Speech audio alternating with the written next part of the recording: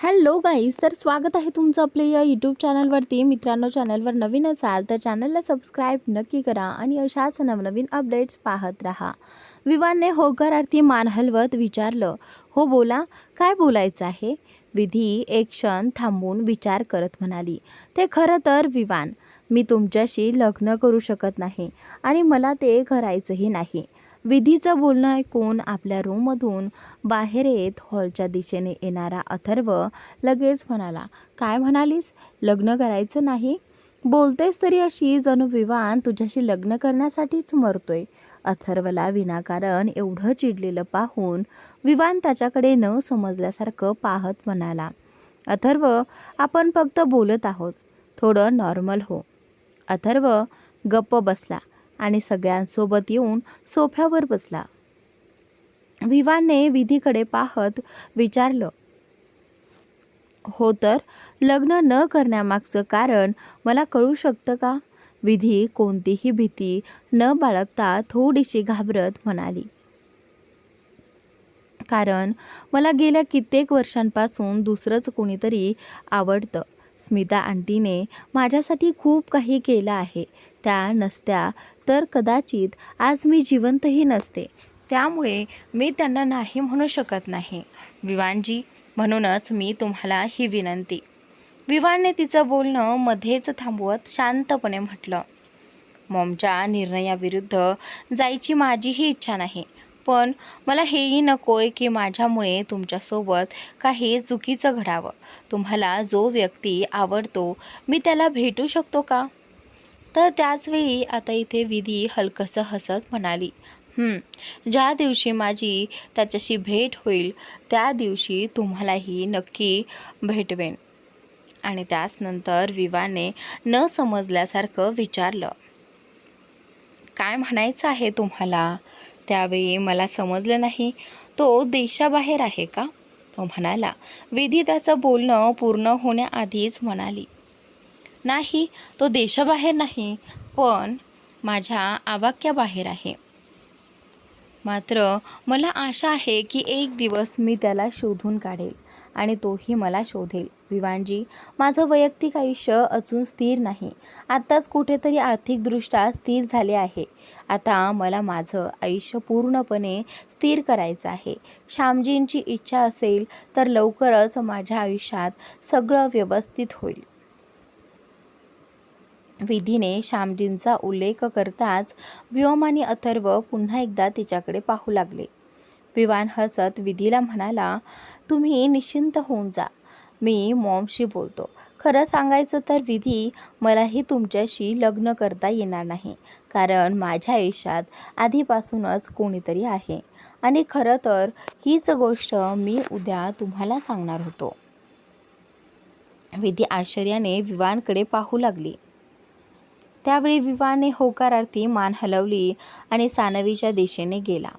तिचा हात हातात घेत विवान तिला विधीसमोर घेऊन आला आणि म्हणाला, सानवी, सानवी विवान आर्यन ही माझी पत्नी आहे. हे ऐकताच विधी आणखीनच आश्चर्यचकित झाली. ती कधी विवानकडे तर कधी सानवीकडे पाहू लागली. विधी संकोचत म्हणाली, म्हणजे माझं म्हणणं आहे, तुम्ही याबद्दल अजूनपर्यंत कोणालाही का सांगितलं नाही? विधीचं बोलणं पूर्ण होण्याआधीच विवान म्हणाला, परिस्थिती, मी योग्य वेळेची वाट पाहत होतो, पण जेव्हा योग्य वेळ आली तेव्हा मॅडम रागवून बसल्या होत्या. तुला माहिती आहे ना, माझा विजय, माझं यशसुद्धा मी नीट सेलिब्रेट करू शकलो नाही. विधी हलकंसं हसत म्हणाली, तुमची फॅमिली तर खूप चांगली आहे विवान. मला वाटतं तुम्ही त्यांना सगळं सांगायला हवं होतं. मला तर हे समजत नाही आहे की तुम्ही त्यांच्यापासून एवढी मोठी गोष्ट लपवलीच का? विवाने सानवीला आपल्या पुढे करत म्हटलं, त्याचं कारण तुम्हाला सानूच सांगेल. का सानू? सानवीने आश्चर्याने विवानकडे पाहत विचारलं. मी? विवानने सानवीकडे पाहून चेहरा वाकवला आणि होकारार्थी मान हलवली. सानवीने एकदा विधीकडे पाहिलं आणि म्हणाली, बाहेर गार्डनमध्ये जाऊन बोलूया.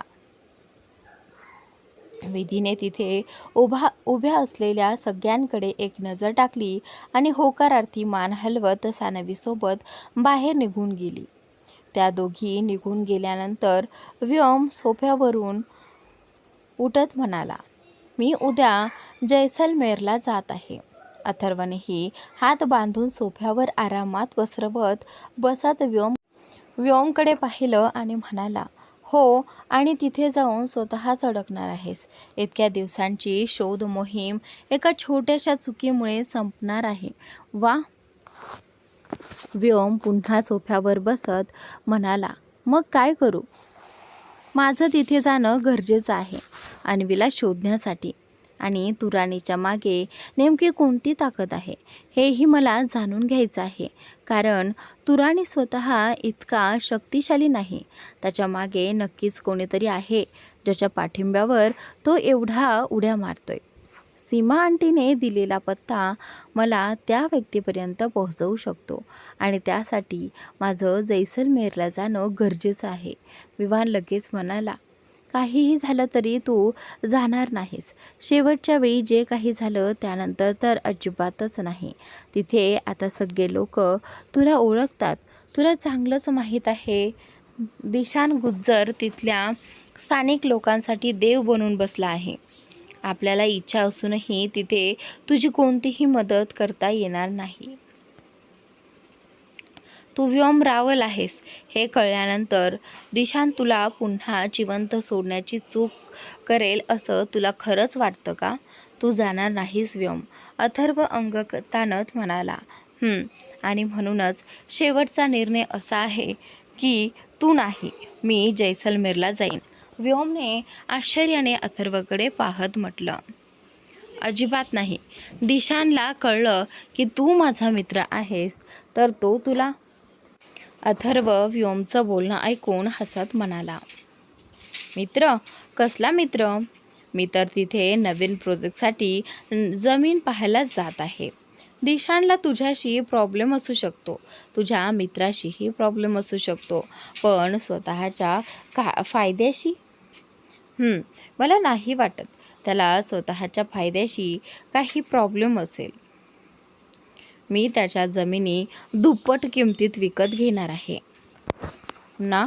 मग तो काय, त्याचा मेलेला बापसुद्धा मोठ्या थाटामाटात मला आपल्या घरी घेऊन जाईल.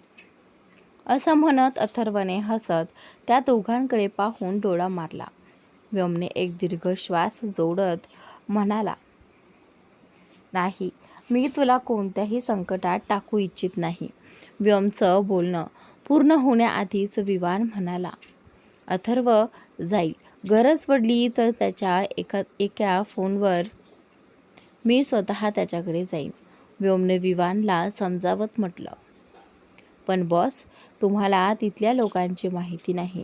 ते लोक स्वतःच्या बुद्धीपेक्षा दुसऱ्यांच्या बुद्धीवर जास्त काम घेतात. भेंडचाळीत चालणारे लोक आहेत ते. व्योम बोलत होता तेवढ्यात अंश फोनवर काहीतरी टाईप करत होता.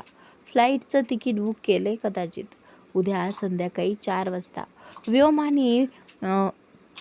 व्योम काही बोलणार इतक्यात अंशने त्याच्याकडे पाहत वैतागलेल्या चेहऱ्याने म्हटलं, यार विवान, याला आता इथून घेऊन जा ना. याची लेक्चर ऐकायची माझी अजिबात इच्छा नाही आहे. तर त्यावेळी विवानने व्योमच्या खांद्यावर हात ठेवत म्हटलं, भरोसा ठेव अंश, आम्हाला ही मित्र निभावण्याची संधी दे ना.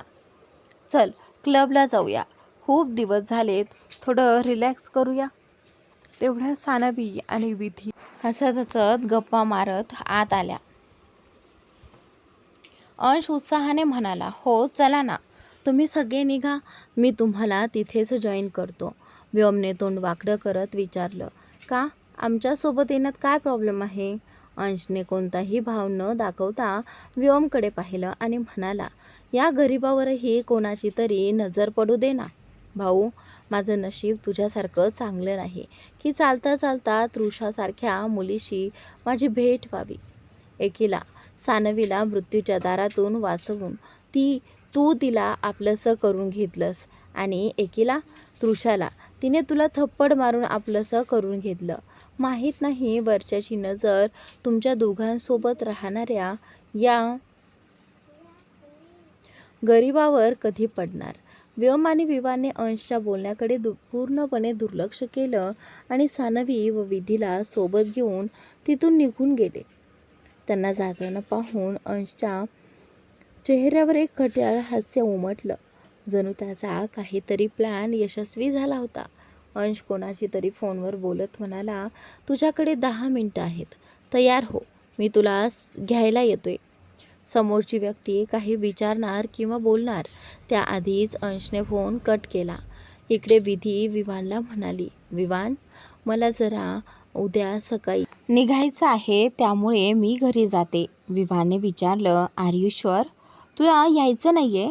विधीने होकारार्थी मान हलवत सांगितले, हो, मला पॅकिंग करायचं आहे. खरं तर तुमच्याशी काय बोलणं होईल याची मला कल्पनाच नव्हती, त्यामुळे मी आत्तापर्यंत पॅकिंग केलं नव्हतं.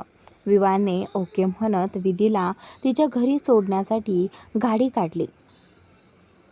काही वेळानंतर अंशची कार मिनलच्या घराबाहेर येऊन थांबली आणि त्याचनंतर हॉर्नचा आवाज ऐकताच मिनल घाईघाईने घराबाहेर आली आणि हाताने अंशला शांत राहण्याचा इशारा केला. मिनल कारमध्ये बसत म्हणाली, तुला एवढी घाई का आहे? अंशने कार वेगाने चालवत उत्तर दिलं, कारण तुला लवकरात लवकर माझी भाभी बनायचं आहे. मिनलने गोंधळलेल्या नजरेने अंशकडे पाहिलं. अंश कार चालवत म्हणाला, सगळेजण क्लबला जात आहेत.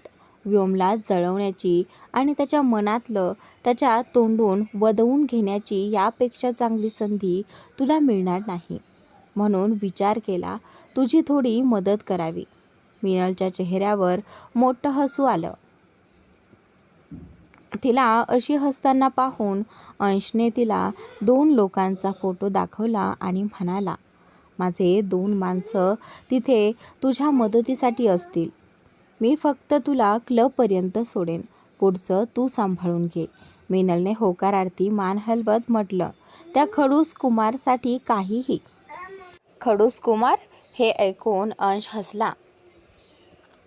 काही वेळातच विवान, सानवी आणि व्योम क्लबमध्ये पोहोचले. अंश घाईघाईने त्यांच्याजवळ येत म्हणाला, मी लेट तर झालो नाही ना? विवानने नाही म्हणून मान हलवली आणि त्यानंतर व्योम अंशची मज्जा घेत म्हणाला, तुझ्या लेट होण्याने कोणता मोठा फरक पडणार होता? अंशने व्योमकडे रागाने पाहत मनात म्हटलं, फरक तर आता तुला पडणार आहे, तोही खतरनाक. मग तो विवानकडे हट्ट करत म्हणाला, त्या बाजूला जाऊया ना? व्योम म्हणाला, नको, त्या बाजूला पबचा खूप आवाज येतोय. अंशने तोंड वाकडं करत म्हटलं, भाऊ, एवढी शांतता हवी असेल तर डोंगरावर का नाही निघून जात? त्यावेळी असं म्हणत अंशने चोरून डोळ्यांच्या इशाऱ्याने सानवीला काहीतरी सांगितलं. सानवी हट्ट करत म्हणाली, हो व्योम, चल ना, काय माहिती, मूड झाला तर आपणही डान्स फ्लोअरवर जाऊ. त्यानंतर सानवीच्या बोलण्यावर व्योम तिथे जाण्यासाठी तयार झाला. सगळे बसताच एकमेकांकडे पाहू लागले. सानवीसमोर ड्रिंक मागायची कशी हेच त्यांना समजत नव्हतं. सानवी तिघांना संकोच करत एकमेकांकडे पाहताना बघून म्हणाली, आज मी फ्री आहे आणि खुश आहे, त्यामुळे थोडं ड्रिंक एन्जॉय करू शकते.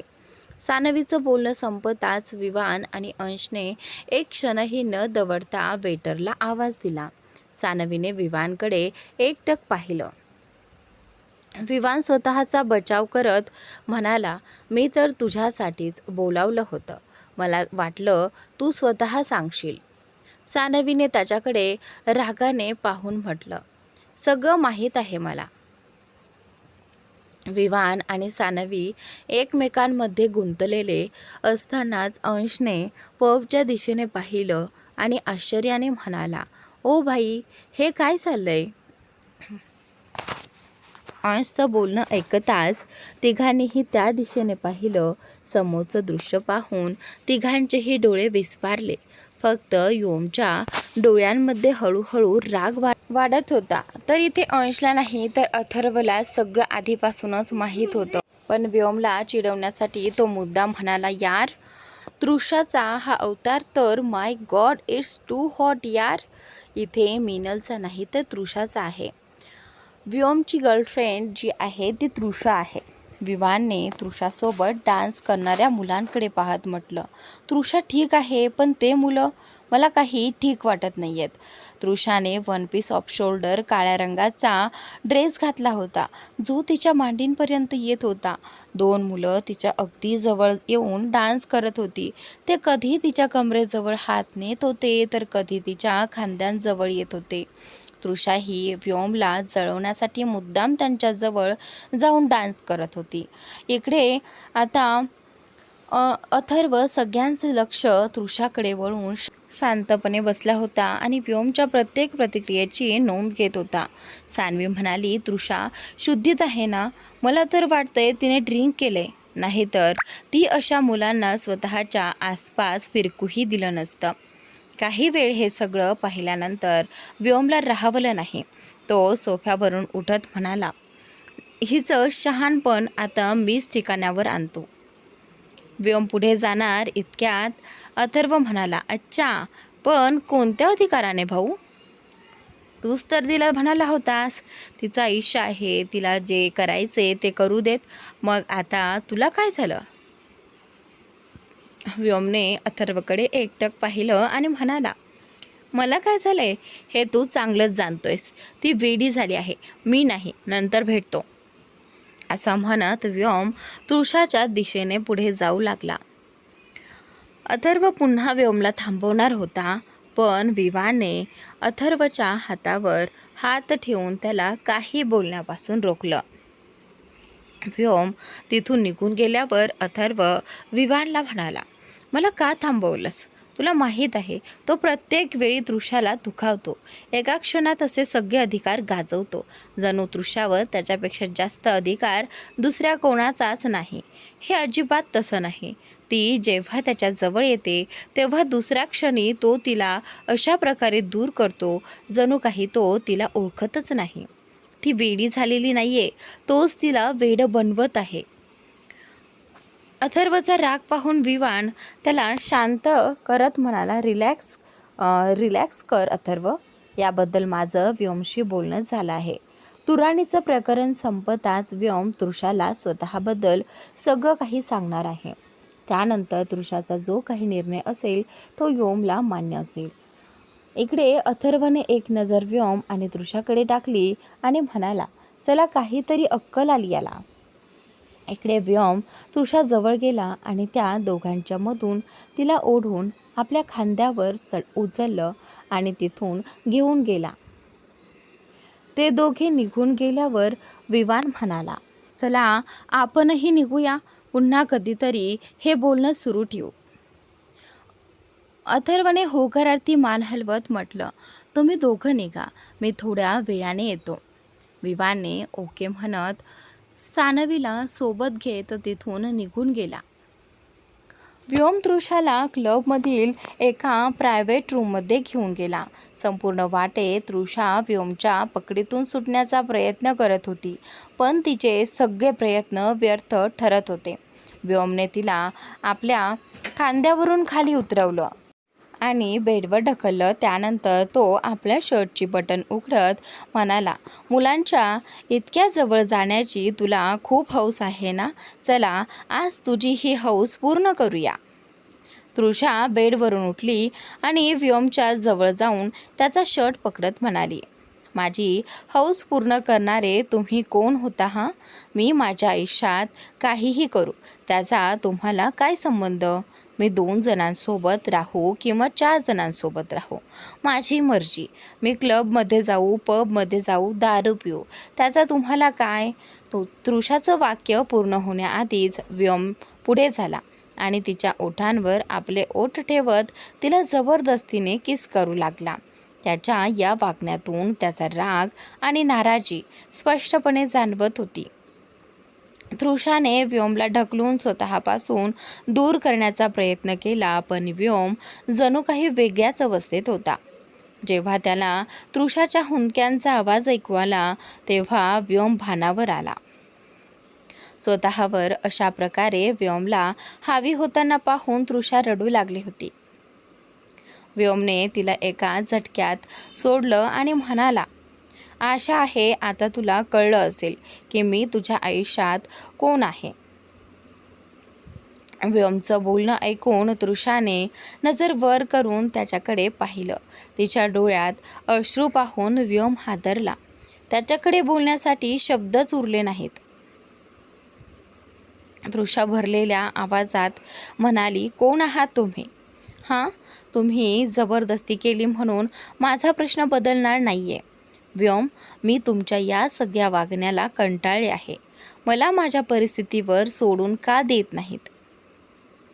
असं म्हणत तृषाने पुन्हा व्योमचा शर्ट पकडला आणि म्हणाली, कधीच कुणी मला इतकं दुखावलं नाही जितकं तुम्ही दुखावलं आहे. माझ्यापासून दूरच जायचं असतं तर प्रत्येक वेळी माझ्याजवळ का येता? का मला या मूर्ख प्रेमाच्या वेडेपणाचा भाग बनवलंत? का प्रत्येक वेळी हे खोटं प्रेम आणि खोटा हक्क दाखवायला माझ्यासमोर येता? प्रत्येक वेळी तुम्ही दिलेल्या प्रेमाच्या जखमा भरून काढण्याचा मी प्रयत्न करते आणि प्रत्येक वेळी तुम्ही त्या जखमा पुन्हा उघडून निघून जाता. शेवटी तुम्हाला हवं तरी काय आहे व्योम? असं म्हणत तृषा व्योमचा शर्ट पकडून त्याच्या छातीवर डोकं ठेवत रडू लागली. तृषाचं बोलणं संपताच शांतपणे उभा असलेला व्योम म्हणाला, तू मला हवी आहेस तृषा? व्योमचं बोलणं ऐकून तृषाने नजर वर केली आणि न समजल्यासारखी त्याच्याकडे पाहू लागली. व्योमने तृषाचा चेहरा आपल्या दोन्ही हातात घेतला आणि म्हणाला, हो, मला तू हवी आहेस. तुझ्यावर सगळे हक्क गाजवायचे आहेत. तुझी साथ हवी आहे. तुझ्याशी भांडायचं आहे. तुला मनवायचं आहे. तुझ्यावर रुसायचं आहे आणि तुझ्यावर मनापासून प्रेम करायचं आहे तृषा. फक्त तुला दुसऱ्या कुणासोबत पाहायचं नाही. माझ्याशिवाय दुसऱ्या कुणी तुला हात लावलेलाही मला सहन होणार नाही. कुणी तसं करण्याचा विचार करताना जरी दिसलं तरी त्याचा चेहरा फोडावासा वाटतो. व्योम क्षणभर थांबला आणि तृषाच्या डोळ्यात पाहत म्हणाला, आय लव्ह यू तृषा. आणि खरंच मनापासून म्हणतोय, हो, मी तुझ्यावर प्रेम करतो. व्योम कधी आपल्या मनातलं प्रेम शब्दात व्यक्त करेल याची तृषाला अजिबात अपेक्षा नव्हती. तृषा घाबरलेली, गोंधळलेली आणि आश्चर्यचकित झालेली होती. तिच्या ओल्या पापण्या हलकेच फडफडत होत्या आणि ती सतत व्योमकडे पाहत होती. व्योमने तिच्या डोक्यावर हलकंसं चुंबन घेतलं आणि म्हणाला, तुला काय वाटतं? तुला दुखावून मला आनंद मिळतो? प्रत्येक वेळी जेव्हा मी तुला भेटतो आणि तुला दुखावतो तेव्हा कित्येक दिवस मला झोप येत नाही. पण मी मजबूर आहे तृषा. माझ्या आयुष्यापुढे, माझ्या एकटेपणापुढे, माझ्या भूतकाळापुढे आणि तुझ्या वर्तमानापुढे मी मजबूर आहे. आपल्या दोघांचं काहीच जुळत नाही तृषा. तुला भेटणं, तुझ्यावर प्रेम करणं, तुला मनापासून हवंसं वाटणं हे माझ्या हातात नव्हतं, पण तुला माझ्या आयुष्यात सामील करून घेणं माझ्या हातात आहे. तृषा, तुझ्यासमोर जो व्योम रावल उभा आहे तू फक्त त्यालाच ओळखतेस. कदाचित म्हणूनच तुला माझ्यावर प्रेम झालं आहे. पण ज्या दिवशी तुला 16 वर्षाच्या व्योम रावलविषयी कळेल त्या दिवशी तू माझा तिरस्कार करशील आणि तुझी नाराजीसुद्धा मला सहन होत नाही. मग तुझा तिरस्कार मी कसा सहन करू शकेल? हो, मी तुझ्यावर प्रेम करतो तृषा, पण माझ्यावर विश्वास ठेव. मी तुझ्या लायकीचा नाही. आयुष्यातील काही अपूर्ण पानं पूर्ण करून मी कायमचा येथून निघून जाईन या आशेने की तुला माझ्यापेक्षा चांगलं आयुष्य मिळेल आणि माझ्यापेक्षा चांगलं प्रेम करणारा माणूस मिळेल जो तुझ्यावर माझ्यापेक्षाही जास्त प्रेम करेल. तृषाने व्योमचे हात हळूच आपल्या चेहऱ्यापासून दूर केले आणि म्हणाली, माझ्या आयुष्यातील त्या अपूर्ण पानांचं काय व्योम? जे फक्त तुझ्या असण्यामुळे पूर्ण होतात. माझ्या त्या आशांचं काय व्योम, ज्या तू निघून गेल्यावर कदाचित कधीच पूर्ण होणार नाहीत. तुझ्यापेक्षा जास्त प्रेम देणारा माणूस मिळून तरी काय फायदा व्योम, जेव्हा मी त्याला तुझ्यावर केलं तितकं प्रेम देऊ शकणार नाही. त्या चांगल्या आयुष्याचा काय फायदा ज्यामध्ये फक्त दिखावा असेल, खोटं प्रेम आणि खोट्या आनंदाचा दिखावा. मी तुझ्यावर प्रेम केलं आहे व्योम, 16 वर्षाच्या व्योमवर नाही. मग तू त्या वयात कसा होतास, काय केलंस, याने मला काय फरक पडतो. मला त्या 16 वर्षांच्या व्योम रावलचं सत्य जाणून घ्यायचंच नाही. तुला मी माझ्यावरचे सगळे हक्क देऊ शकते व्योम, पण मला सोडून माझ्यापासून दूर जाण्याचा हक्क मी तुला कधीच देणार नाही. मी कधीच कुणालाही माझ्या इतक्या जवळ येऊ दिलं नाही की कुणी माझ्या भावनांशी खेळू शकेल. फक्त तूच असा आहेस जो जबरदस्तीने माझ्या आयुष्यात येत राहिलास. आता जेव्हा आलाच आहेस तेव्हा तुला इतक्या सहजपणे जाऊ कसं देऊ, तूच सांग. व्योम तृषाला समजावत म्हणाला. तू समजून घेत नाहीयेस तृषा. मी व्योमचं वाक्य पूर्ण होण्याआधीच तृषा पुढे झाली.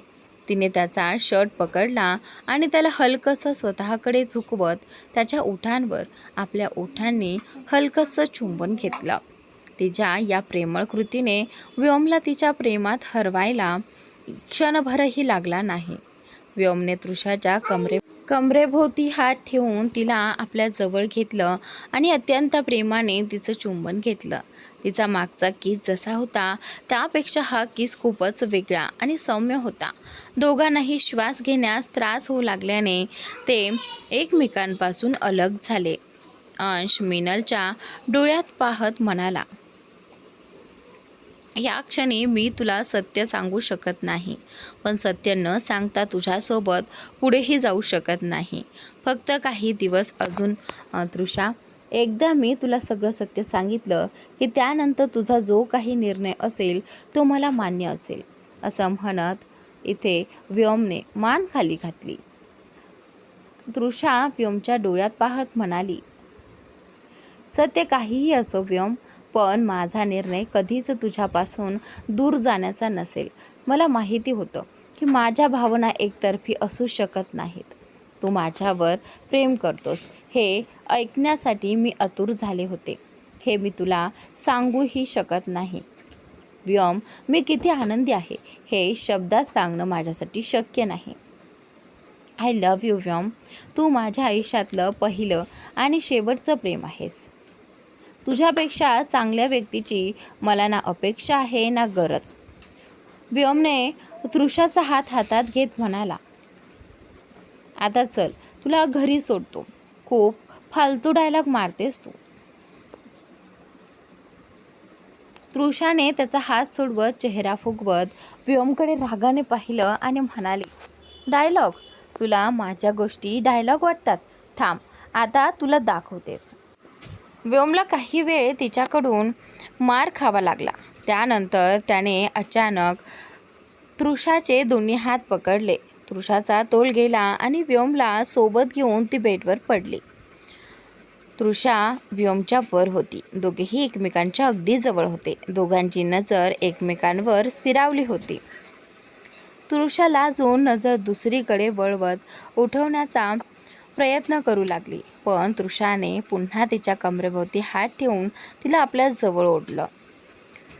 तृषा लाज आणि आश्चर्याने व्योमकडे पाहू लागली. व्योमने तिला अलगद बेडवर झोपवलं आणि स्वतः तिच्या जवळ आला आणि तृषाने मोठमोठे डोळे करत व्योमकडे पाहिलं. व्योमच्या चेहऱ्यावर हलकंसं स्मित होतं. त्याने तृषाचे दोन्ही हात अलगद पकडले. व्योमच्या या जवळुकीमुळे तृषाच्या हृदयाची धडधड वाढत होती. तृषा थरथरत्या ओठांनी म्हणाली, व्योम, तू हे? व्योम हसत म्हणाला, लूकसाठी एवढी मेहनत घेतली आहेस तर त्याचा थोडासा फायदा तरी घेऊ दे. तृषाने आश्चर्याने डोळे मोठे करत विचारलं, हां, आणि त्यावेळी अंशने होकारार्थी मान हलवली आणि हळूच तिच्याजवळ झुकून तिच्या ओठांवर हलकसं चुंबन घेतलं. त्या क्षणी दोघेही आपल्या भावनांमध्ये हरवून गेले. व्योमने तृषाच्या कपाळावर आणि गालावर प्रेमाने चुंबन घेतलं. तृषाच्या चेहऱ्यावर लाजरे हास्य उमटले. तृषा आपले भान हरवण्याआधीच व्योमने तिच्यापासून थोडं दूर होत तिच्याकडे प्रेमाने पाहिलं. व्योमला अशा प्रकारे आपल्याकडे पाहताना पाहून तृषा लाजली आणि तिने डोळे बंद करत नजर दुसरीकडे वळवली.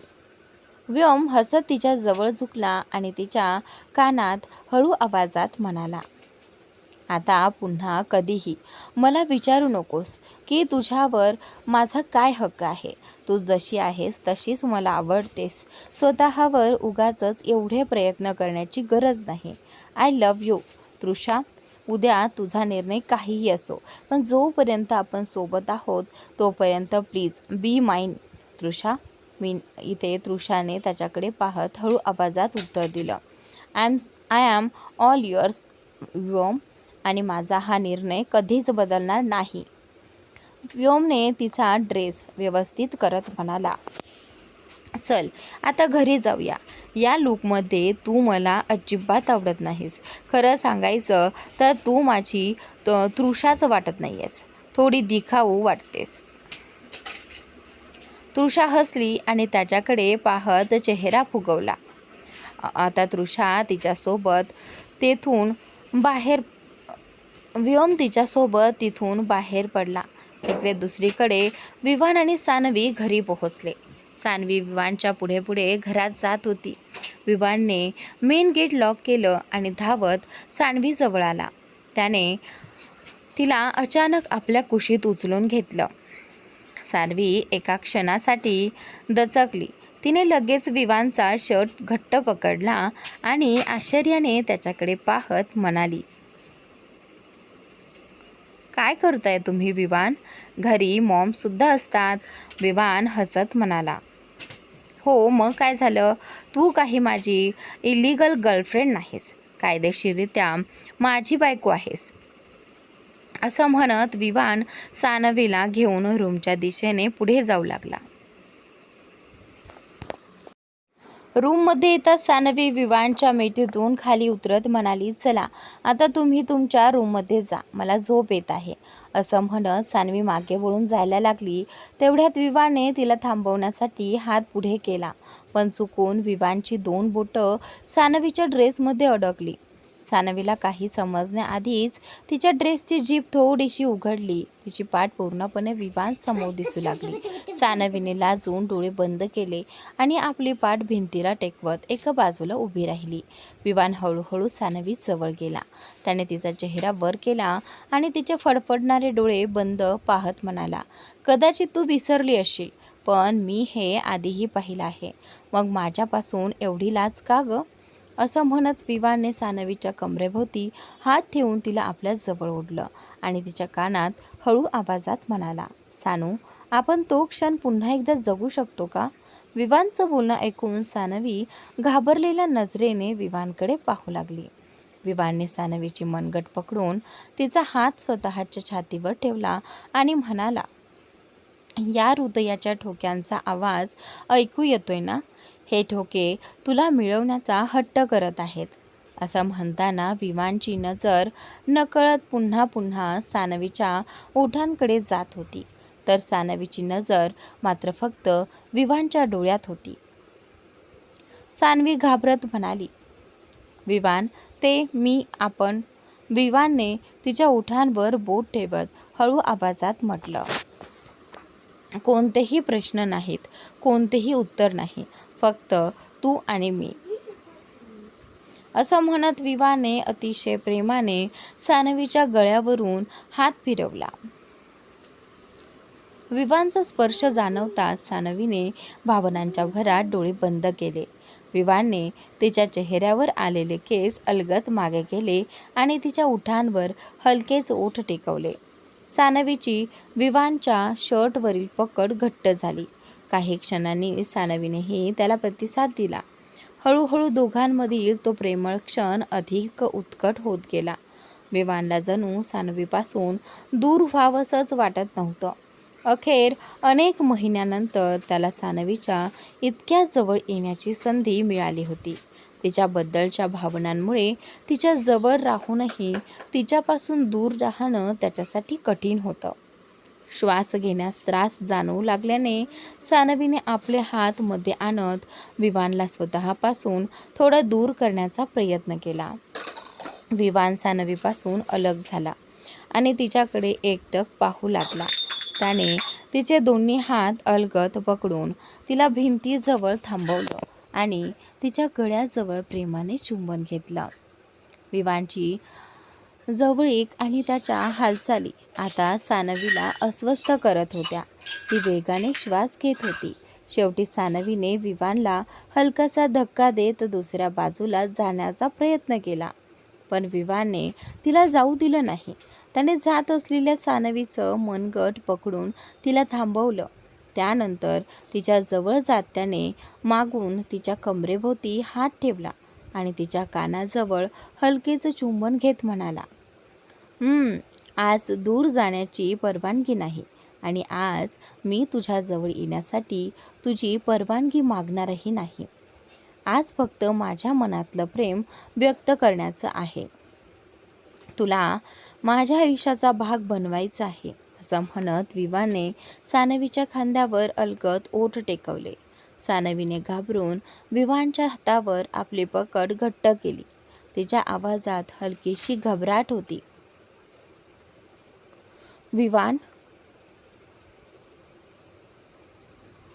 विवानने चेहऱ्यावर स्मित आणि डोळ्यात चमक आणत तिच्या चेहऱ्याकडे पाहिलं आणि म्हणाला, बोल, मी ऐकतोय. सानवीने नजर दुसरीकडे वळवली आणि नकारार्थी मान हलवली. विवानने सानवीला अलगद आपल्या मिठीत उचललं आणि बेडकडे चालू लागला. सानवीने लाजत विवानच्या शर्टला घट्ट पकडलं आणि आपला चेहरा त्याच्या छातींमध्ये लपवला. विवान सानवीला अलगद आपल्या मांडीवरून खाली उतरवून बेडवर बसवतो.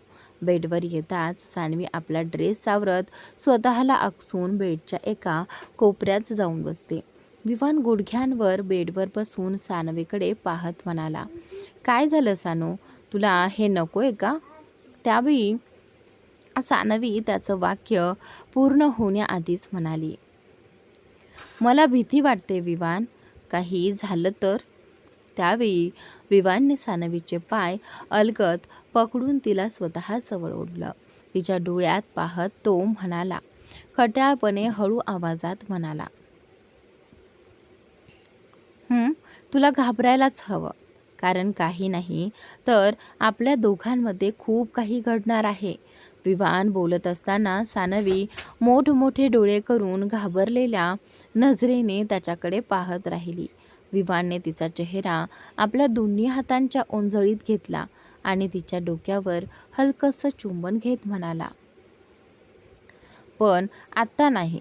सगळ्यांना आपल्या नात्याचं खरं सत्य सांगितल्यानंतर, पूर्ण हक्काने आणि सन्मानाने तुला माझ्या घरी घेऊन गेल्यानंतर. सानवी हसत विवानच्या छातीशी बिलगत म्हणाली, I love you Vivan, sorry, पण मला थोडी भीती वाटते. विवान तिच्या डोक्यावरून हात फिरवत म्हणाला, जे व्हायचं होतं ते होऊन गेलं, आता काहीही होणार नाही. आता तर तुला माझ्या सोबतीचा आनंद घ्यायला हवा सानू. सानवी विवानच्या छातीशी बिलगून होकारार्थी मान हलवते. विवान तिच्या ड्रेसची झीप लावत म्हणाला, तर मिसेस आर्यन, मी तुमच्यासोबत झोपू शकतो का? माझ्यासोबत झोपताना तुम्हाला भीती तर वाटणार नाही ना? सानवी विवानचा हात पकडून त्याला स्वतःजवळ बेडवर ओढत म्हणाली, अजिबात नाही, कारण तुमच्या मिठीत संपूर्ण जगाचं सुख आणि समाधान आहे मिस्टर विवान आर्यन. त्यानंतर विवान हसला आणि सानवीला आपल्या मिठीत घेत झोपी गेला. तिथे चहूबाजूंनी प्रेमाची फुलं उमलत होती. तिथे दुसरीकडे तृषाला भारतापासून दूर घेऊन जाण्याचे प्लॅन्स आखत होता. तुरानी आपले सर्व बेकायदेशीर व्यवहार इंडोनेशियाला हलवत होता. मात्र यावेळी त्याला कल्पनाही नव्हती की त्याच्या काळ्या कारवायांचा अंत करण्यासाठी व्योम नव्हे तर अंश राजस्थानला गेला होता. दिवस जात होते. अंशने नवीन प्रोजेक्ट व्यवस्थित सुरू करून तिथल्या स्थानिक लोकांच्या जमिनी दुप्पट किमतीत खरेदी करण्यास सुरुवात केली होती. त्याचा मुख्य उद्देश दिशान गुज्जरपर्यंत पोहोचण्यासाठी आवश्यक असलेला मार्ग तयार करणे हा होता. एके संध्याकाळी अंश गावातील जमिनीची पाहणी करून हॉटेलकडे परतत होता. तेव्हा त्याला जाणवलं की काही लोक बऱ्याच वेळापासून त्याचा पाठलाग करत आहेत. दिशांपर्यंत पोहोचण्याआधी या गावात कोणताही धोका पत्करायचा नाही असा अंशने निर्णय घेतला होता. सध्या त्याचा मुख्य उद्देश कोणत्याही परिस्थितीत दिशांपर्यंत पोहोचणे हा होता. एक वळण आलं. अंशने ड्रायव्हरला गाडीचा वेग कमी करण्यास सांगितलं आणि योग्य संधी पाहून पाठलाग करणाऱ्या लोकांच्या नजरेपासून लपवण्यासाठी तो रस्त्याच्या कडेला पसरलेल्या वाळीत उडी मारून खाली उतरला. अंशच्या सांगण्याप्रमाणे ड्रायव्हरने गाडी न थांबवता पुढे नेली. तप्त वाळूतून सरपटत अंश कसाबसा खाली वाळलेल्या झुडपांच्या मागे जाऊन लपला. त्याचा पाठलाग करणाऱ्या लोकांची गाडी बरीच दूर जाईपर्यंत तो तिथेच लपून राहिला. हळूहळू संध्याकाळ झाली. वाळूचा उष्णपणा कमी होऊ लागला आणि तापमानात अचानक घट होऊ लागली. अशा वेळी एका अनोळखी आणि निर्जन ठिकाणी रात्र काढणं अंशसाठी खूप कठीण होतं. अंश बराच वेळ चालत राहिला. तेवढ्यात त्याला दूरवर कुठेतरी प्रकाश दिसला. निर्जन रात्रीच्या शांततेत त्याला एका गाडीचे दिवे लुकलुकताना दिसले. अंश कसाबसा त्या गाडीपर्यंत पोहोचला. तो गाडीच्या जवळ पोहोचताच अचानक गाडीचे दिवे बंद झाले. अंशने गाडीच्या खिडकीवर टकटक करत मोठ्याने आवाज दिला. कोणी आहे का आत? हॅलो, कोणी आहे का? त्यावेळी पण जोरदार वाऱ्यामुळे त्याचा आवाज दूरवर उडून गेला. अंश पुन्हा खिडकीवर टकटक करत होता. तेवढ्यात अचानक कुणीतरी मागून येऊन त्याच्यावर चाकूने हल्ला केला. त्यावेळी अंशला एक ओळखीचा आवाज ऐकू आला. तो मागे वळून पाहणार इतक्यात चाकू त्याच्या हातात रुतला. अंश वेदनेने कळवळला आणि आपल्या हाताला पकडत तिथल्याच वाळूत बसला. तरीही त्याने हिंमत सोडली नाही. काही क्षणातच त्याने समोर उभ्या असलेल्या व्यक्तीकडे पाहिलं. समोर एक मुलगी उभी होती. या निर्जन ठिकाणी त्या मुलीला पाहून अंशला मोठा धक्का बसला. तो आश्चर्याने तिच्याकडे पाहत म्हणाला, तू इथे या ठिकाणी? ती मुलगीही अंशकडे आश्चर्याने पाहत म्हणाली, आपण इथे काय करत आहात? असं म्हणत ती मुलगी अंशजवळ खाली बसली आणि म्हणाली, सॉरी, मला वाटलं गावातले गुंड माझा पाठलाग करत इथपर्यंत आले आहेत. त्यावेळी अंश आपल्या वेदना सहन करत म्हणाला, तुला माझ्याशी काय प्रॉब्लेम आहे यार? पहिल्या भेटीत विनाकारण माझ्यावर नाराज झालीस आणि आता दुसऱ्या भेटीत तर माझा जीव घेण्यावरच आलीस. तुझं नाव विधी नसून विघ्न असायला हवं होतं. ती विधी चिडून अंशकडे पाहत म्हणाली, खरं तर हा अंश नाही तर सॉरी मित्रांनो, इथे अथर्व आहे. चुकून ओघाओघात मी हे सगळीकडे अंशच वाचलं तर प्लीज समजून घ्या. अथर्वने आश्चर्याने तिच्याकडे पाहत म्हटलं, जीव द्यायचा म्हणजे जीव तर माझाच घेणार होतीस तू. विधीने अथर्वचा हात पकडून त्याला आधार देत उठवत म्हटलं, नशीब समजा, तुमचा जीव घेतला नाही. चोरांसारखे येऊन उभे राहाल तर असंच होणार. आता चला लवकर करा आणि इथून निघा. ही जागा सुरक्षित नाही. अथर्व विधीचा हा आधार घेत उठत म्हणाला, अच्छा, ही जागा इथे सुरक्षित नाही तर मग तू इथे काय करतेस? त्यावेळी आता विधीने एक दीर्घ श्वास घेतला आणि इथे अथर्वपासून चेहरा फिरवत म्हणाली, पिकनिक करायला तर अजिबात आले नव्हते. बाकी तुम्ही माझ्या बाबतीत जितकं दूर राहाल तितकंच तुमच्यासाठी चांगलं आहे. अथर्वने आपल्या हातावर झालेली जखम पाहत म्हटलं, मलाही असंच वाटते. तुझ्यापासून दूर राहण्यातच माझं भलं आहे. दोघेही एकमेकांशी वाद घालत असतानाच विधीच्या कानावर काही उंटांच्या गळ्यात बांधलेल्या घंटांचा आवाज आला. विधीने अथर्वचा हात पकडला आणि त्याला ओढत गाडीच्या खाली लपायला सांगितलं. आजच्या या स्टोरीच्या शेवटच्या पार्टमध्ये माझ्याकडनं खूप साऱ्या चुका झाल्या आहेत, तर त्यासाठी खरंच सॉरी. अंशने गोंधळून तिला पाहत विचारलं, का तुझ्या गाडीखाली डॉक्टर बसायला का? इथे विधीने तिला सांडलेलं अथर्वचं रक्त वाळूने झाकलं. तिथे सांडलेलं. मग अथर्वकडे पाहत दात ओठात चावत म्हणाली, तुमच्या मेहरबानीमुळे जिवंत राहिले, तर तुमच्या फालतू प्रश्नाची उत्तरं नक्की देईन. जिवंत राहायचं असेल तर एकही प्रश्न न विचारता गुपचूप माझ्यासोबत चला. विधी अथर्वला सोबत घेऊन गाडीखाली लपून बसली. अथर्वच्या हातातून अजूनही रक्त वाहत होतं. हे पाहून आता विधीने मुठभर वाळू घेतली आणि त्याच्या जखमेवर लावली. अथर्व वेदनेने ओरडणारच होता, तेवढ्यात विधीने पटकन त्याच्या तोंडावर हात ठेवला आणि डोळे मोठे करत नकारार्थी मान हलवली. अथर्वने कसाबसा आपला त्रास सहन केला. त्याची नजर विधीच्या मनगटावर बांधलेल्या घुंगरांनी बनलेल्या ब्रेसलेटकडे गेली.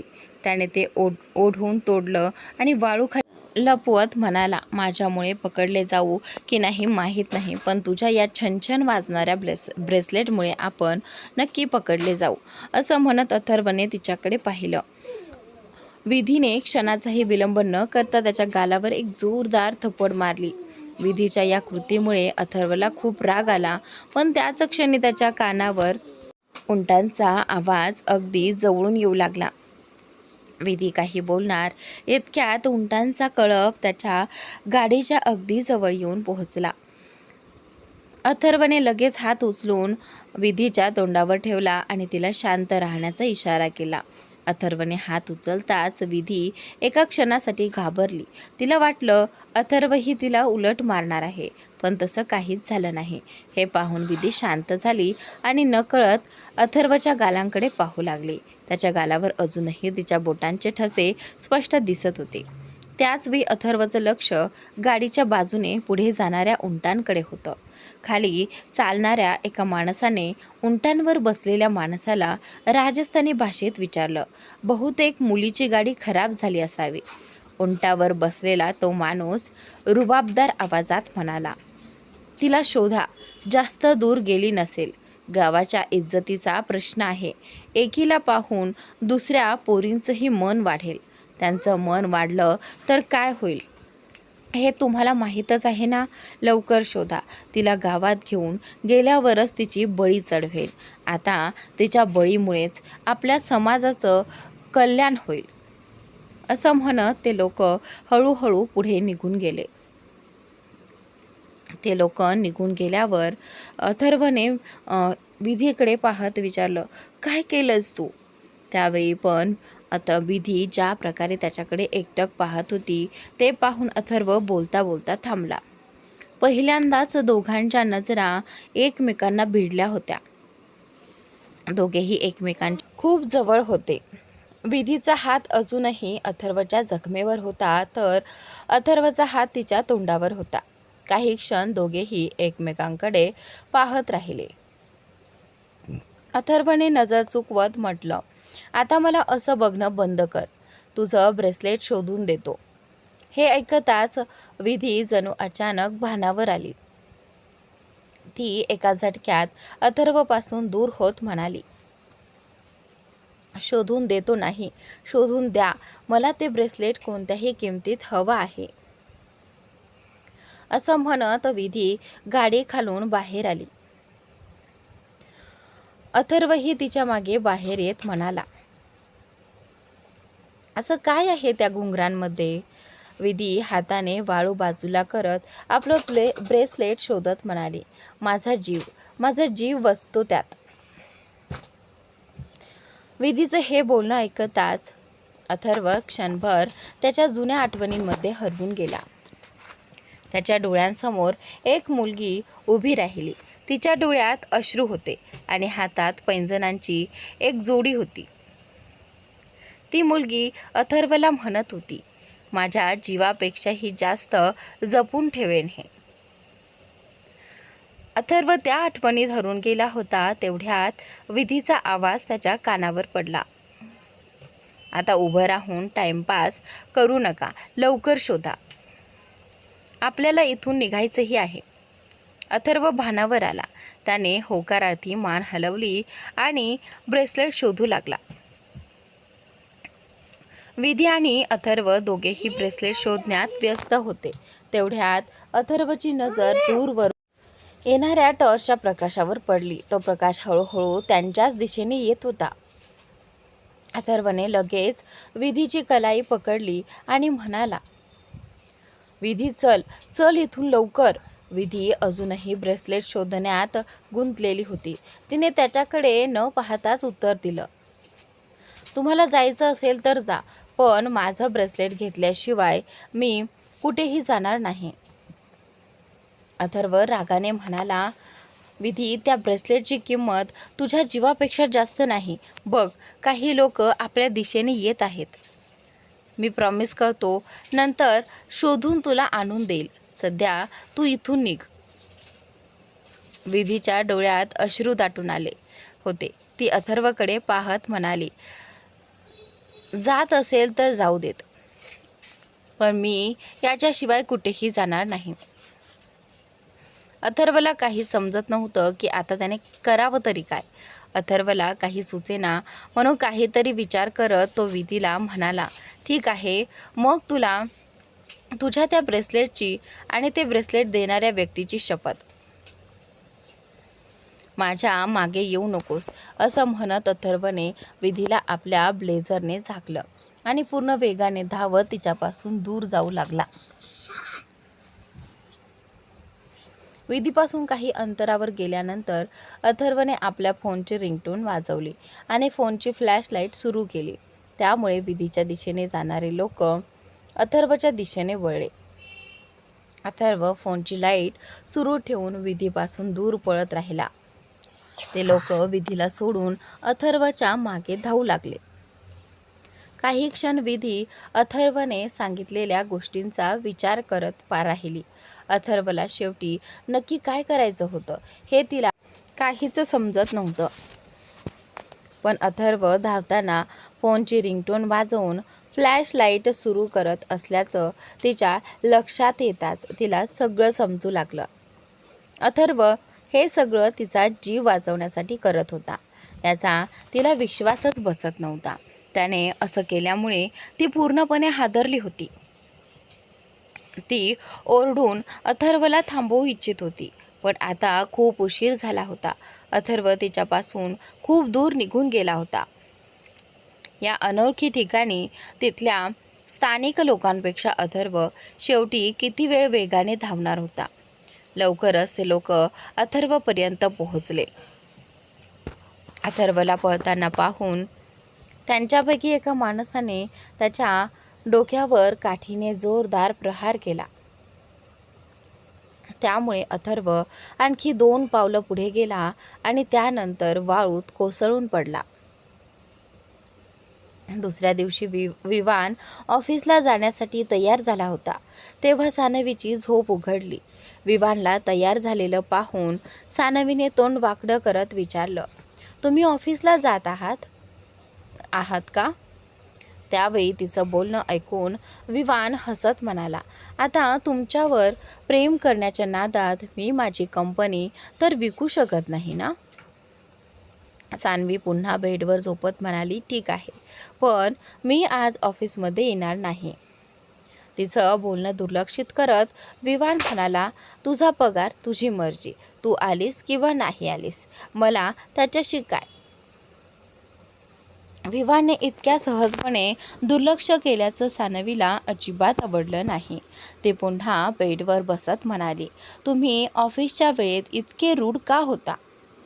विवाने सानवीला चिडवत उत्तर दिलं, आता तुझ्यासारखे आळशी एम्प्लॉईज असतील तर रूढ व्हावंच लागतं. असं म्हणत विवान आपले केस ठीक करू लागला. सानवी बेडवरून उठली आणि विवान जवळ जाऊन त्याला मागून मिठी मारत म्हणाली, विवान, आज ऑफिसमध्ये माझ्याकडे दुर्लक्ष करून फिरणार नाही ना? माहिती आहे ना, पूर्वी तुमच्या एका नजरेसाठीच सुद्धा मी किती आतुर व्हायचे. विवानने सानवीचे हात हातात घेत त्यावर हलकं चुंबन घेत म्हणाला, आता ऑफिसमध्ये दिवसभर फक्त तुलाच पाहत बसलो तर ऑफिसमधल्या बाकीच्या मुलींना वाईट वाटेल. सानवीने विवानला धक्का देत स्वतःपासून दूर केलं आणि म्हणाली, तुमची तर आज ऑफिसमध्येच खबर घेते. आज तुमची नजर माझ्यावरून जरा जरी हटली तर मग बघा.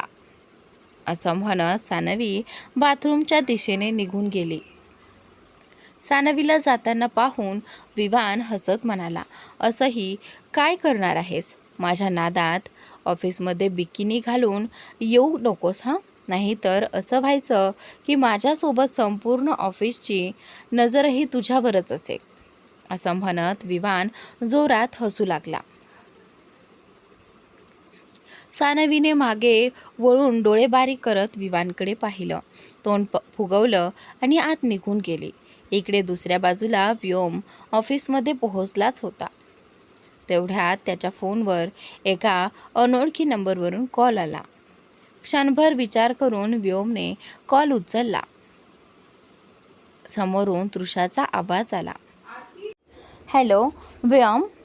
तृषाचा आवाज ऐकताच व्योमच्या चेहऱ्यावर एक गोड हसू उमटलं. मात्र त्याच्या चेहऱ्यावर आलेलं ते हसू फार काळ टिकू शकलं नाही. काही क्षणातच फोनवरून तृषाच्या रडण्याचा आवाज येऊ लागला. व्योम, मॉम, डॅड, व्योम तुराणी अंकल आणि त्यांचे माणसं आम्हाला किडनॅप करून त्यांच्या घरी घेऊन आले आहेत. त्यांच्या माणसांपैकी एकाचा फोन मला खूप मुश्किलीने मिळाला, म्हणून सर्वात आधी तुलाच कॉल केला. व्योमने काळजीने विचारलं, तृषा तू ठीक आहेस ना? तू फक्त स्वतःची काळजी घे, मी आत्ताच तिथे पोहोचतो. असं म्हणत व्योमने कॉल कट केला. कॉल कट होताच व्योमच्या चेहऱ्यावर एक धोकादायक हसू उमटलं. तो हसत स्वतःशीच म्हणाला, तृषा तुराणी आणि एवढा ओव्हर कॉन्फिडन्स, आता काय करू तुझं? असं म्हणत व्योमने सीमाजींना फोन केला. मित्रांनो, आजचा भाग इथेच संपतोय. पुढील भाग नक्की पहा आणि चॅनलला सबस्क्राईब नक्की करा.